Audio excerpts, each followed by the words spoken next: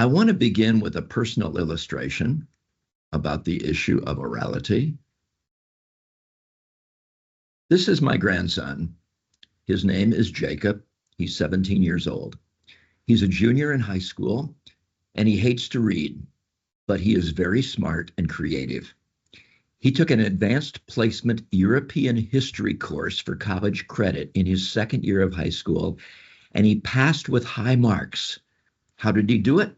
Jacob found YouTube as a great source for quality presentations about European history, and he listened to lots of podcasts.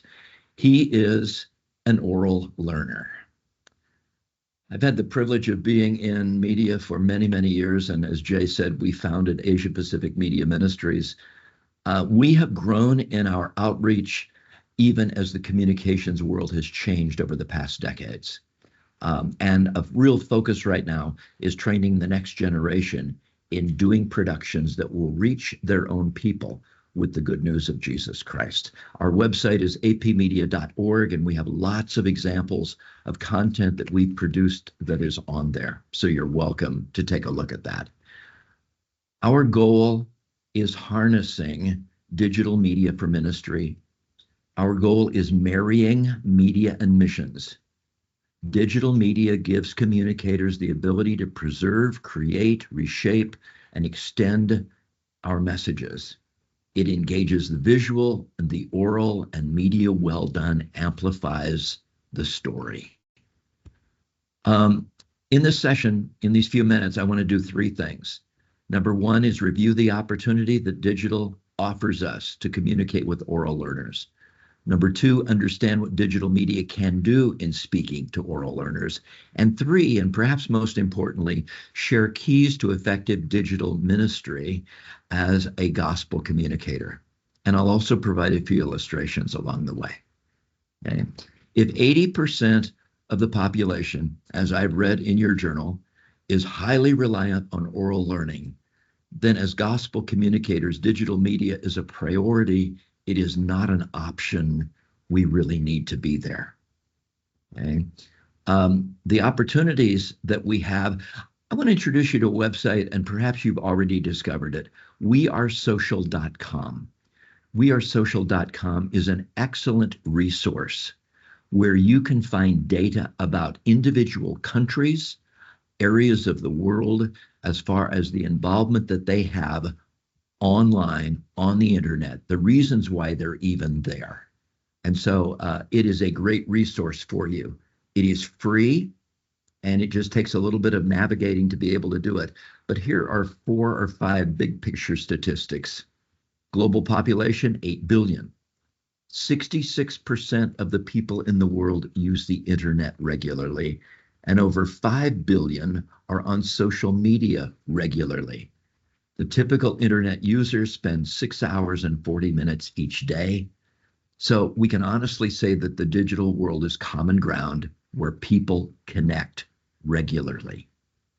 Okay. Walter Ong, someone that I've read recently, just introduced the concept of secondary orality.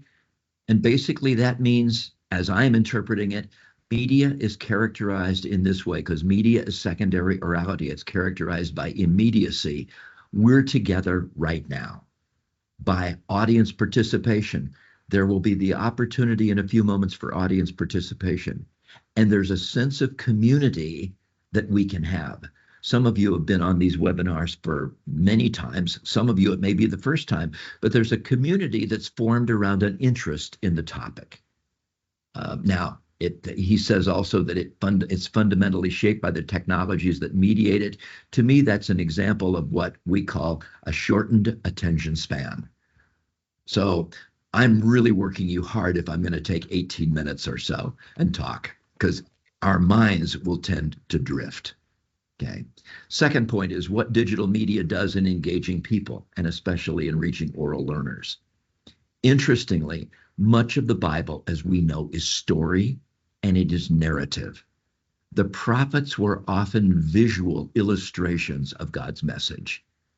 Jesus used parables and stories in his teaching, and really it's only Paul in his letters where he offers theological points with application. Digital media is ideal for storytelling, for illustrations, for narrative communication. It can be used to preserve oral traditions and people's histories, provide authenticity as far as the past through visual and audio connections. Digital media creates new ways of sharing information. In America, they have something called He Gets Us.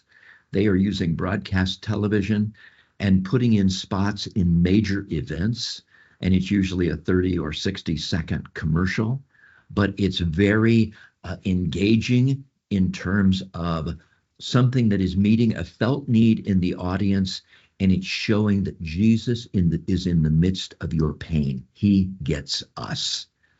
We have a team in Myanmar that has a website, a Facebook page, and also a YouTube channel called Media for Hope.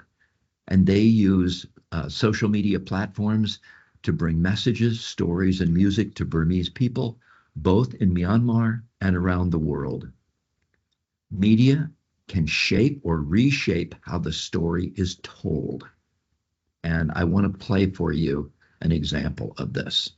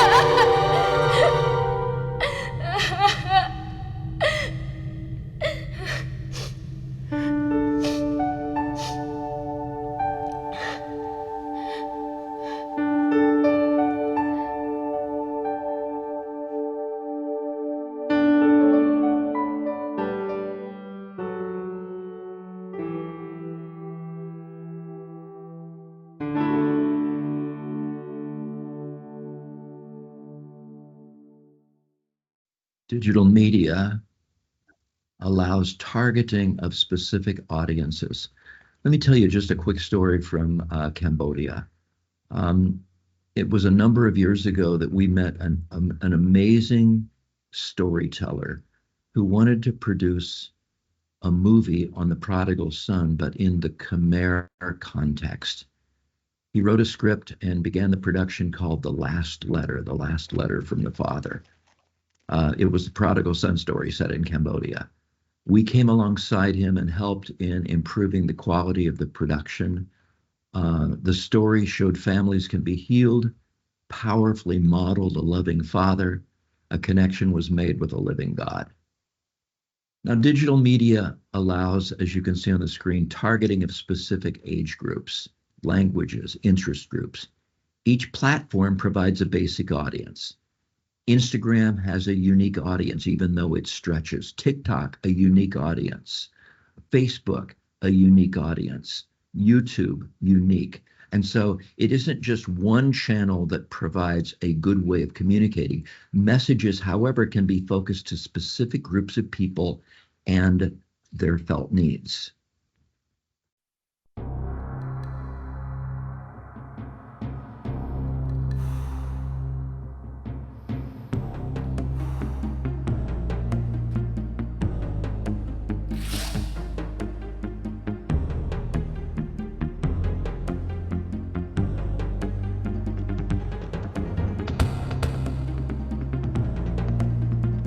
Over the years, we've created dozens and dozens of things we call vision tracks. These tracks are then put on social media, but they're also shared with local churches so that they can use them in their own context as far as their own social media outreaches. This particular story was made a number of years ago.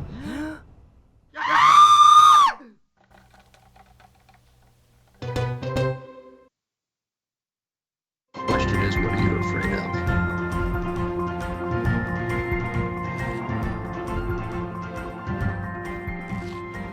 Digital media finally extends the story beyond local personal contacts and creates new communities. We trained a team in Ho Chi Minh City, Vietnam. They decided that they wanted to do an event that would draw in youth from around the country. They did a local online event using Facebook Live. About 400 people were present in the room. Approximately 500 people were online watching it as it was happening all over the country. Within 48 hours, that group had grown to 1,400 watching it through recording. They were shocked at the extent of the outreach of it. At this point, thousands of people have seen this event, and they're doing it again. So again, it is using digital media to bring community. Okay, real quick, keys to effective digital ministry. I would encourage each of us to invest time in understanding the local people that we are working with. A Western story does not work, or very seldom can work in Asia. It has to be contextualized.